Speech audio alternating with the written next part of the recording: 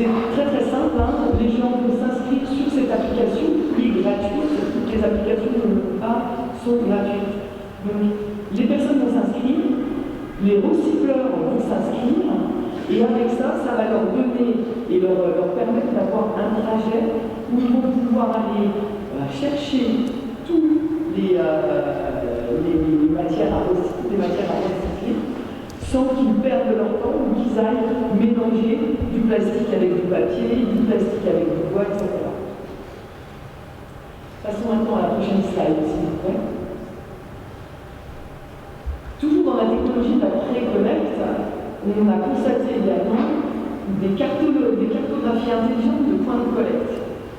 Alors, on va partir en Afghanistan, hein, j'ai balayé un petit peu de pays. Donc on part à Kabul City, où en fait, on a utilisé des systèmes de GPS et d'information géographique pour optimiser les camions de ramassage des ordures.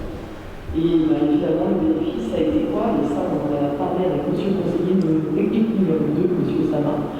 On a constaté un bénéfice de plus de 20% sur le coût de ramassage. Ça, ce sont des choses qui sont concrètes et qui vont pouvoir effectivement avoir un impact économique réel et surtout imminent. Prochaine slide. L'autre technologie dont on a parlé, hein, qui est liée au ramassage et à l'efficacité de ce ramassage, et donc forcément à la situation économique, ce sont les poubelles intelligentes. Alors, je vous rassure tout de suite, hein, on est loin d'installer des petits robots ici qui vont nous dire je suis plein, videz-moi, ou alors ne mélangez pas ce déchet avec ce déchet. Non, je vous parle de tout petits capteurs que vous avez dans photo, qui sont vraiment tout petits, qui sont mis dans les containers. Ce sont des capteurs tridimensionnels, hein, qu'on appelle IoT, qui sont utilisés en Inde ou alors au Kenya, et qui permettent d'envoyer en temps réel l'information quand la poubelle est pleine, quand le container est plein. Ce qui permet, d'aller ramasser le container quand il est plein et pas quand il est à moitié vide, et deux, qui permet d'aller ramasser et d'éviter d'avoir ce qu'on a pu constater, et ce que vous constatez vous tous les jours, moi, juste cette semaine, c'est que les containers débordent et donc pollution visuelle, effectivement. Donc on a une collecte qui est à la demande et qui forcément devient moins coûteuse. C'est la différence, s'il vous plaît. Passons maintenant au tri, au recyclage et à la valorisation des déchets. Quelles sont les technologies qu'on peut noter? L'intelligence artificielle par le tri. Alors on a tous vu, hein, les waste robotiques. Là on va parler des vrais robots, qui ne sont pas des robots humains, qui sont plutôt, je vais vous montrer ensuite une photo, qui sont plutôt à des bras armés. On va donner l'exemple de waste robotique au Canada, ou alors Clean robotique. Donc là, on part carrément dans les pays industrialisés, et on se dit, mais mon Dieu, comment on va faire? C'est pas le tout d'acheter, il faut toujours avoir une subvention pour avoir le robot.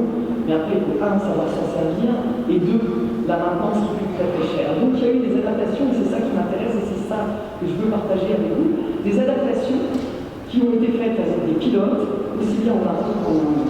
Donc en fait, à quoi ça ressemble? Ça ressemble à un robot que vous pouvez passer la slide suivante, s'il vous plaît. Je vais vous montrer un petit peu, voilà. Donc ce sont des robots qui sont équipés de caméras et qui sont équipés évidemment de programmes d'intelligence artificielle qui vont permettre de mieux repérer et donc mieux trier les plastiques et les métaux dans les centres de tri. Alors quels sont les bénéfices de tout ça? On va dire, on remplace des emplois, c'est pas du tout ce qu'on veut, là, on essaye de créer des emplois. Donc on va remplacer des emplois par le robot. En fait, on les utilise ici quand les tâches sont trop dangereuses pour des populations, parce qu'ils peuvent se couper, parce qu'on va avoir forcément, au départ, des poubelles qui ne sont pas triées correctement. Donc c'est pour remplacer ça, optimiser ensuite, effectivement, la qualité du tri. La qualité du tri permet effectivement, après, d'avoir une qualité de recyclage bien meilleure. Ça est de suivant, s'il vous plaît. Le recyclage local via les micro-entreprises appuyées par la technologie. Partons au Myanmar, on n'est pas encore allé dans ce pays, et voyons ce qu'ils ont fait. Ils ont fait quelque chose qui est vraiment super bien, qui est un acteur clé maintenant, qui s'appelle Recyclo, comme recycle et global. C'est une plateforme qui va connecter des recycleurs locaux à des entreprises. On va trouver sur cette plateforme des applications mobiles pour suivre la collecte. On va trouver une plateforme en ligne où les entreprises vont pouvoir s'inscrire, où les recycleurs vont s'inscrire. On parle d'entreprises familiales, de recycleurs informels, comme d'entreprises plus importantes avec des partenariats avec des recycleurs locaux et internationaux.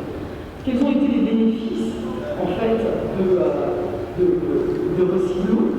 Ces bénéfices, ça a été déjà une réduction des déchets qui étaient envoyés en décharge ou qui étaient brûlés. Ça a été des créations d'emplois. Je vous parlais de on va perdre des emplois. Non, en fait, la techno, elle en crée. Pourquoi? Parce qu'on a créé des emplois dans la collecte, puisqu'on a fait de nouvelles collectes, et dans les centres de tri. Et puis en même temps, c'est passé par l'éducation environnementale, comme les prédécesseurs intervenants parlaient. Aujourd'hui, Recyglobal, c'est un acteur clé de l'économie circulaire au Myanmar qui a combiné l'innovation technologique et l'engagement communautaire. L'un ne va pas sans l'autre. Ça est le suivant, s'il vous plaît. Transformation énergétique, évidemment, on ne peut pas en parler, à travers des biogaz. Donc, je ne vais pas parler des bus qui fonctionnent au biogaz, ou du biogaz qui va venir du maïs, ou des cannes à sucre avec l'éthanol. J'ai plutôt choisi un exemple en Colombie qui s'appelle LifePack. Pourquoi? Parce qu'en fait, ils transforment des déchets agroalimentaires en emballages qui sont biodégradables. Alors ça, on en trouve beaucoup un peu partout. Mais eux, ce qui est intéressant, c'est qu'ils le font à partir de presses manuelles et de séchage solaire assisté. C'est-à-dire quoi? Ça veut dire qu'on utilise des technologies qui sont des technologies simples, qui sont des technologies adaptées. Et ça, c'est un joli exemple d'économie circulaire qui existe dans d'autres pays comme ça, en Amérique latine. Slide suivante, s'il vous plaît. On arrive à la disposition finale et au suivi environnemental. Alors, je veux quand même bien que vous gardiez en tête quelque chose d'important, parce que déjà, c'est mon métier. Je travaille dans les poubelles, j'en suis très très fière. C'est qu'il n'y aura pas un jour où vous verrez disparaître vos décharges. Ça n'existe pas. Tout ce dont je vous ai parlé avant, aidé ou pas par les technologies, ce sont des pré-traitements. On n'a jamais un traitement global complet. On va mettre un traitement sur les plastiques. On va pouvoir traiter, recycler une certaine partie de plastique, mais 20%, on ne pourra pas les recycler. Ils vont donc finir en disposition finale. Ce n'est pas une honte. C'est loin d'être une honte. On en a besoin de cette disposition finale. Donc qu'est-ce qu'on a vu aussi et qu'est-ce qu'on trouve dans la tech pour la disposition finale et évidemment le suivi environnemental? On trouve des plateformes de traçabilité des déchets dangereux et des déchets industriels. Alors, pour ceux qui étaient là quand j'ai parlé un petit peu de la gestion des déchets en cas de crise climatique, je vous ai dit que les urgences devaient suivre en fait la dangerosité des déchets. Les e-waste, on parle de téléphone portable qu'on a de plus en plus, les e-waste, les déchets électroniques sont des déchets excessivement polluants. Donc là, on a un cas concret au Nigeria, où le projet Nestlé e-waste, en fait, va permettre un suivi numérique de ces e-waste pour éviter qu'on les jette n'importe où dans la nature et donc qu'on aille contaminer sol, cours d'eau, nappe phréatique. On trouve également des cas comme au Kenya et au Ghana, en partenariat avec la Banque mondiale. Là, ça va être plus pour des suivis environnementaux. Grâce à des images satellites, on va pouvoir suivre les dépôts sauvages. Et donc, on va pouvoir, remédier aux dépôts sauvages, et deux, regarder et pouvoir mettre en place un système de surveillance pour les éviter. Slide suivante, s'il vous plaît. Donc j'en arrive à ma conclusion et puis aux perspectives qu'on a au Cameroun. Ma conclusion, c'est qu'à travers tous ces cas concrets que je vous ai présentés, qui sont des cas dans lesquels vous pouvez se projeter, parce que ça fait écho à une réalité, et surtout ça ne demande pas d'avoir les moyens d'Elon Musk et d'aller faire un petit voyage à 1200 km de la France juste pour regarder si la Terre est toujours bleue. On se rend compte que la technologie, elle va effectivement permettre une meilleure efficacité, une traçabilité, une rentabilité dans la gestion des déchets. Mais tout ça, ça a effectivement un coût. Quand je parle d'un coût, ce n'est pas forcément un coût financier. Les enjeux auxquels on va faire face vont être des enjeux sur, en premier lieu, l'accessibilité technologique, la connectivité, l'énergie, les coûts associés. Sans ça, la technologie ne fonctionnera pas, même si elle est simple et on a vu qu'elle peut avoir des impacts vraiment très importants pour le développement de la société. Il va falloir former les acteurs locaux. On avait des habitudes, il va falloir qu'on change nos habitudes. Ça passe par la nouvelle génération, ça passe par les TikTok, ça passe par des danses, des Snapchat et autres que nous on ne maîtrise pas, hein, bien sûr on maîtrise. Je suis loin de maîtriser tout ça, mais les enfants maîtrisent à merveille et je suis sûre que les vôtres aussi. Ça passe également par un soutien institutionnel et une collaboration publique-privée. Donc ce sont des acteurs qui vont se mettre autour d'une table, qui sont animés par une foi, celle de croire qu'on peut faire quelque chose avec ce qu'on a. Oui, c'est possible, et c'est possible de penser intelligent et d'associer la technologie. Mais je voudrais finir par cette phrase qui me tient vraiment à cœur, qui dit que ce ne sont pas toujours les technologies les plus sophistiquées qui font la différence, mais celles qui sont adaptées aux réalités locales. Merci beaucoup de votre attention.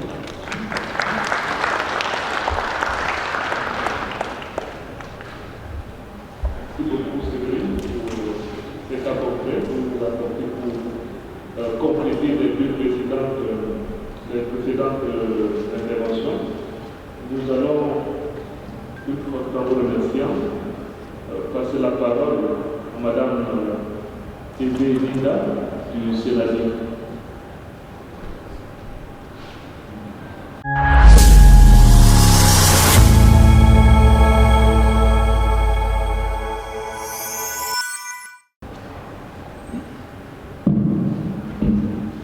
Merci pour la parole donnée et merci aujourd'hui d'avoir convié le Sénadi à cette journée. Je tiens à préciser que le Sénadi est là parce que nous avons principalement mené une étude sur les centres de données au Cameroun. Pour cette étude-là, nous avons fait le tour dans 13 structures et malheureusement, s'il vous plaît, on peut passer, on va aller directement au résultat de l'étude. Nous avons relevé tout ce que les autres panélistes ont déjà relevé ici. Le problème énergétique, le problème de compétences, des métiers du data center. Nous avons relevé, s'il vous plaît, on peut passer. Je parlais des problèmes énergétiques, le fait que les infrastructures n'aient comme principale source d'énergie que Eneo, c'est un énorme problème pour nos infrastructures au Cameroun. Nos centres de données, majoritairement, n'ont que Eneo et parfois des groupes électrogènes. Et donc, ça pose un énorme problème. Ma voisine l'a soulevé tout à l'heure, un problème sur le plan de la pollution, parce qu'au niveau de l'efficacité énergétique, on est totalement hors norme au Cameroun. L'autre problème, c'est la compétence. N'oublions pas qu'un centre de données, c'est d'abord un centre de compétences. Nous avons malheureusement dans notre étude relevé le fait qu'au Cameroun, malheureusement, nous ne formons pas des concepteurs et des constructeurs de centres de données. Nous avons toujours recours aux multinationales, ce qui pose réellement un problème de souveraineté numérique. Parce que nous avons des infrastructures, mais nous ne savons pas qui est en. Ça pose également le problème de sécurité, parce qu'au niveau de la sécurité aussi, aucune structure au Cameroun n'est certifiée ISO 27001. c'est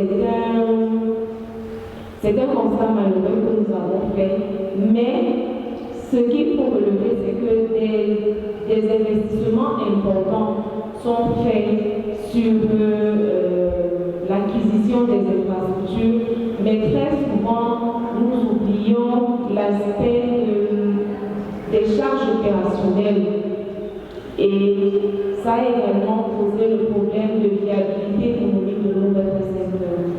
Très souvent, dans les administrations publiques, dans la publique ou privée, ce qui est important, c'est l'acquisition des serveurs, la mise en place du réseau, avoir Internet. Et voilà un autre problème. Internet, au Cameroun, la seule source que nous avons, c'est Camden. Et ce qui fait que nos data centers ne peuvent pas passer le stade du tiers 3 par rapport à la classification de Open Institute. Nous restons au stade de tiers 1 ou tiers 2 parce qu'au niveau énergétique, nous n'avons qu'une seule source. Et au niveau Internet, nous avons également une seule source. On va passer pour arriver à la présentation de l'infrastructure du Sénadi. L'infrastructure qu'offre le Sénadi aujourd'hui, c'est justement une infrastructure qui met en avant le renforcement des compétences de son personnel. Sur 120 personnels, nous avons plus de la moitié qui est certifiée dans plusieurs domaines, Linux, IBM, parce que le Sénadi utilise principalement des mainframes IBM pour ne plus avoir à avoir recours aux techniciens d'IBM ou des maintenances de premier niveau. Le Sénadi s'est doté de compétences justement dans plusieurs domaines pour pouvoir maintenir lui-même son infrastructure. Et donc, ces compétences ont permis au Sénadi de passer de la structure qui n'hébergeait que l'application de traitement des données de la sonde, notamment Antilo, à une structure qui héberge plusieurs applications aujourd'hui. Nous avons, par exemple, l'application ESD-Soft, qui est l'application des états de sonde de la DDTP, qui est hébergée au Sénadi. Nous avons l'application Scienté, le système d'intégration des moyens de paiement de l'État. Nous avons le système GEPSOP, qui est le système qui gère un peu la comptabilité patrimoniale de l'État. Nous avons la carte du contentieux du ministère des Finances. C'est une application utilisée par la division des affaires juridiques qui permet à cette division-là d'avoir un peu la cartographie de toutes les affaires en instance dans les juridictions compétentes. Nous avons l'application Attendance. C'est une application pour l'instant utilisée au Sénadi. C'est une application qui gère les présences effectives.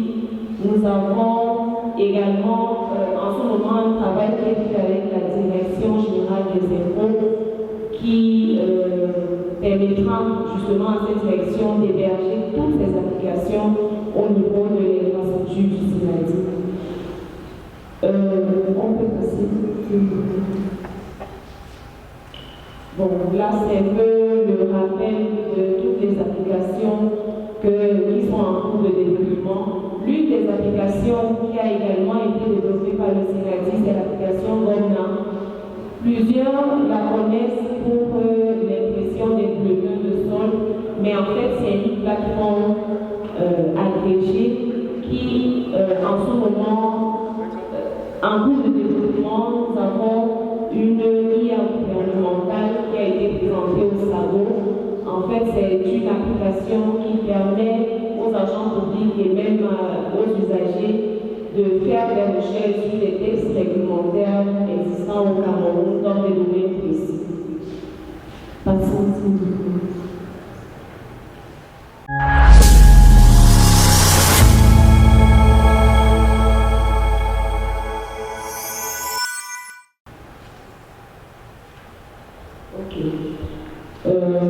Là, on rappelle un peu les certifications des personnels du Sénadi. On a en sécurité informatique, cybersécurité, gestion et management de projets avec le PMI. Nous avons en ce moment 12 certifiés PMI au Sénadi. Nous avons des certifiés en cloud native, DevOps, réseau, ainsi de suite. Passons. Pour ce qui est de l'infrastructure matérielle du Sénadi, le serveur principal actuellement utilisé est un serveur IBM Z14 acquis en 2019. Ce serveur a 10 IFL. Bon, les détails sont là. On a 2 baies passées sur le plan du stockage, 2 baies de stockage, un sur le site principal et un autre sur le site de relève. N'oublions pas que le site de relève du Sénadi permet d'avoir une explication synchrone de toutes les données qui sont stockées au niveau du site de production de la plateforme du Sénadi. Ces baies ont une capacité de stockage extensive jusqu'à 100 gigaoctets. Nous avons une infrastructure réseau qui interconnecte tous les sectoriels avec le système CIGIPES et donc une fois que ces sectoriels mettent à jour les données de solde de leurs agents, une copie est automatiquement gardée au niveau du Sénadi. Nous avons un partenariat en ce moment avec un partenaire agréé, d'IDL dans la zone Afrique qui est précisément Accel Technologies. Auparavant, c'était CFAO Technologies, mais CFAO s'est retiré de la partie IT d'IDL. Et donc, n'ayant plus de partenaires sur le continent africain, nous avons eu recours à Accel qui a signé un partenariat avec IBM. Le Sénadi a des ressources sur le plan du stockage, il y a un plan de prise et un plan de continuité d'activité qui permet en cas de sinistre sur l'un des sites du Sénadi de reprendre automatiquement les services sur l'autre site. On va passer. Ok. En termes de conclusion, ce que nous pouvons dire, c'est que le Sénadi est disposé à travailler avec le MINDU dans la mise en place de ce programme national sur les villes intelligentes. Tous les panélistes l'ont relevé. Il y a un énorme problème. Il y a une mutualisation. Les infrastructures existent, mais la mutualisation est nécessaire. Qu'est-ce que nous voulons dans notre plan national? Qu'est-ce que nous voulons faire de nos villes intelligentes, de nos villes intelligentes? Qu'est-ce que nous voulons dans nos villes intelligentes? Je crois que, comme ma voisine l'a dit, c'est vraiment le moment pour nous de vraiment, pour toutes les sectoriels, de s'asseoir et se poser les vraies questions. Nous n'avons pas à proprement parler de structures qui s'occupent véritablement de la gouvernance de l'information de l'État. Au Cameroun, il n'y en a pas. Je crois que dans le cadre de ces travaux, dans le cadre de la mise sur pied de ce plan national, c'est le moment d'adresser cette question-là. Nous n'avons pas de structure dédiée à la gestion de l'information, à la gestion de tout ce qui est infrastructure. Chacun fait comme il peut avec ce qu'il a. Ceux qui ont plus de moyens ont des moyens pour acquérir, mais est-ce qu'ils ont la compétence pour continuer à gérer toutes les charges opérationnelles des différents systèmes que nous avons? Donc voilà en gros ce que je pourrais dire en termes de mots. Merci.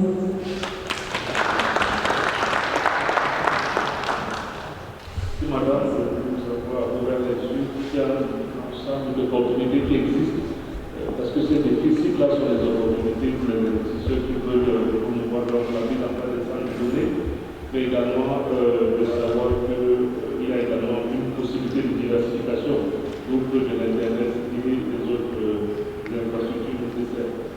Nous allons donc, après vous, continuer justement à l'université, à l'école technique avec le docteur Barois, qui nous partage les éléments de Polytech en lien avec la tablette